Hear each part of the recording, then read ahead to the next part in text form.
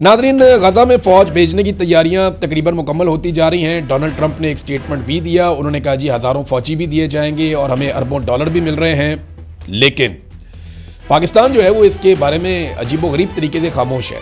इसके ऊपर कोई रद्द-ए-अमल नहीं दे रहा। ऐसा लगता है कि पाकिस्तान ने ये फैसला कर लिया है कि ये वाला काम भी पाकिस्तान की हुकूमत और पाकिस्तान की एस्टेब्लिशमेंट मिलकर करेगी।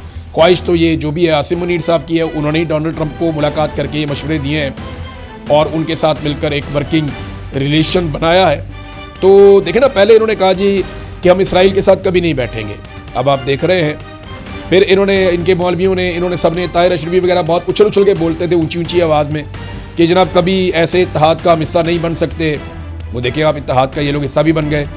फिर जनाब ये उछल के कहते थे कि फ़लस्तीनियों की ख्वाहिश के खिलाफ हम कभी नहीं जाएंगे। फ़लस्तीनियों से इन्होंने पूछा भी नहीं, ये बोर्ड ऑफ पीस के अंदर भी घुस गए और उनकी हर चीज़ को जायज़ करार दे रहे हैं। फिर जनाब इन्होंने कहा जी फ़ौज कभी गजा नहीं भेजेंगे। ये भी आप देख लीजिएगा, थोड़े दिनों में इनको फ़ौज भेजनी पड़ जाएगी। मेरी इत्तला के मुताबिक कतर में पाकिस्तान के कुछ फ़ौजी तैनात हैं और वो कतर का तो कह कर गए हैं पाकिस्तान से। अब पता नहीं आगे कहाँ पे हैं, लेकिन कतर तक तो पाकिस्तान के फ़ौजी जिनकी ड्यूटियाँ लगी हैं वो कतर में तो पहुँचे हैं। यहाँ घर से ये बता कर गए हैं पाकिस्तान से कि हमारी कतर में ड्यूटी लग रही है, हम कतर जा रहे हैं। कुछ जो एडमिनिस्ट्रेटिव इनका पोर्शन है वो वहाँ पर कतर में पहुँचा है।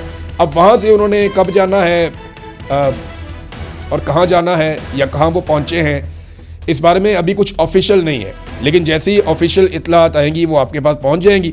अब जनाब ये हमास का मौक़िफ़ देने के लिए ना, हमास का एक बहुत पुराना एक वज़ीर है 2007 का, वो तुर्की में रहता है। अब उसका नाम लेकर इन्होंने बयान चलाना शुरू कर दिए। जनाब हमास की शराइत ये है कि अगर स्टेबलाइजेशन फोर्स आएगी तो वो ये करेगी और ये नहीं करेगी। भाई वो बंदा 2007 में हमास के साथ था, वो तब से अब तक तुर्की में रहता है।